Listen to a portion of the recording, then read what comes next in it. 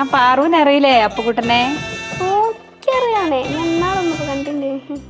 എന്നാ മക്കളിരിക്കും, ഞാൻ പോയി വെള്ളം എടുത്തു വരാം കേട്ടോ. ഓ ബേബി എന്താ അങ്ങനെ ഒരു വർത്താനം പറഞ്ഞ്? ഞങ്ങൾ ഇന്നും കൂടി കണ്ടല്ലേ ഉള്ളൂ. ഇനി വെക്കേഷൻ മുഴുവൻ ഇവിടെ തന്നെ ആക്കാം. നല്ല കുശിയാണല്ലോ സോഫ അല്ലേ?